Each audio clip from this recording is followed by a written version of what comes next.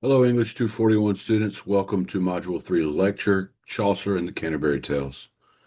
Welcome to Module 3. This is where British literature starts to feel a lot more familiar, a lot more human, and honestly, a lot more entertaining. In this module, we move into the world of Geoffrey Chaucer and the Canterbury Tales, one of the most important works in the English literary tradition. Chaucer is sometimes called the father of English literature, not because he was the first writer in England, but because he was one of the first to write a major literary work in the Middle English, the language people were actually speaking, rather than in Latin or French. That matters because Chaucer helped establish English as a serious literary language. Chaucer was writing in the late 1300s, a time when England was going through this huge social change. The Black Death had wiped out a massive part of the population, and the economy was shifting. Class tensions were rising, and people were starting to question authority in new ways. The church still held enormous power, but corruption was becoming harder to ignore. Society was unstable, and Chaucer's writing reflects that. One reason Chaucer is so effective is that he wasn't just sitting in a monastery writing religious texts. He worked in royal service and traveled widely. He interacted with nobles, merchants, clergy, and everyday workers. That experience shows up in the Canterbury Tales, which gives us one of the most detailed portraits of medieval society that was ever written. Why this matters.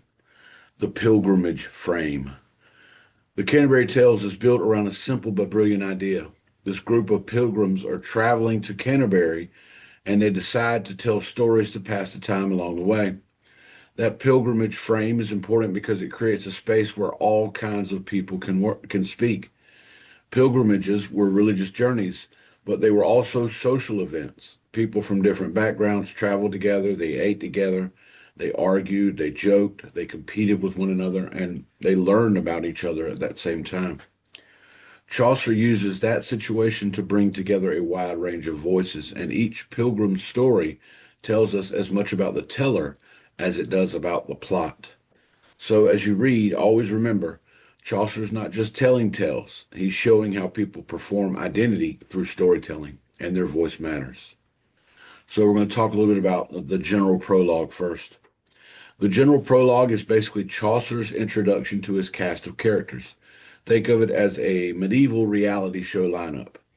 Chaucer describes knights, monks, merchants, wives, clergy, and plenty of others, often with humor and also irony. Some characters are genuinely admirable, others are clearly hypocritical. Chaucer doesn't always tell you directly what to think, but he gives you clues through the tone he gives us. The prologue sets up one of the major themes of this module, which is satire. Satire is when a writer uses humor to expose flaws or hypocrisy. Chaucer does this constantly, especially when it comes to people in positions of authority. The wife of Bath. In this piece, we're talking about gender and power. The wife of Bath is one of Chaucer's most famous characters because she's loud, she's confident, and she's completely unwilling to accept medieval expectations about women. In a world where women were supposed to be quiet and obedient, she speaks openly about marriage, sexuality, and power. Her tale focuses on the question of sovereignty. What do women want most? The answer is control over their own lives and their relationships. Whether you agree with her or not, the wife forces readers to confront gender roles and authority in this medieval society. She's funny, she's complicated, and sometimes she's contradictory, sorry, which is exactly why she feels like a real person. The Pardoner, hypocrisy and corruption. The Pardoner is one of Chaucer's sharpest critiques of religious corruption. Pardoners were supposed to sell indulgences, offering forgiveness in exchange for money, and this practice was deeply controversial. What makes the pardoner so unsettling is that he admits he's a fraud. He literally tells his audience he is greedy and manipulative, yet he still preaches a moral message against being greedy.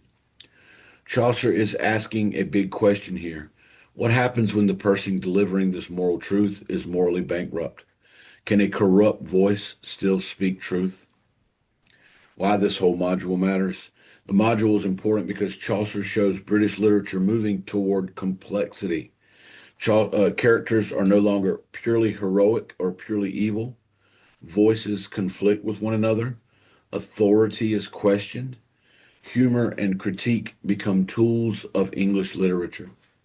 As you read, the summaries and the modern translations focus on the voice, the tone, and what Chaucer is revealing about medieval society through satire. This is literature that wants you to think, to judge, and to notice contradictions.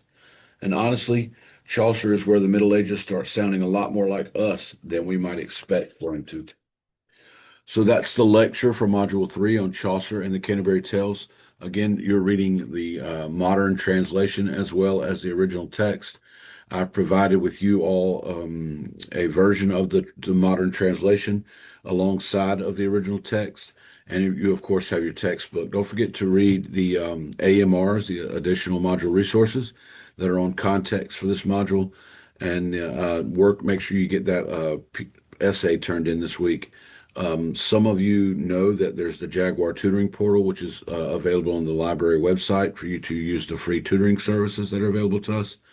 If you do use that service, remember that it takes about 48 hours for them to return your draft with feedback. If you have any questions, make sure to send those to me right away. Grading is ongoing, so you'll be getting feedback. Make sure you pay attention to that feedback. All right. Thank you for your time today, and I will see you next week.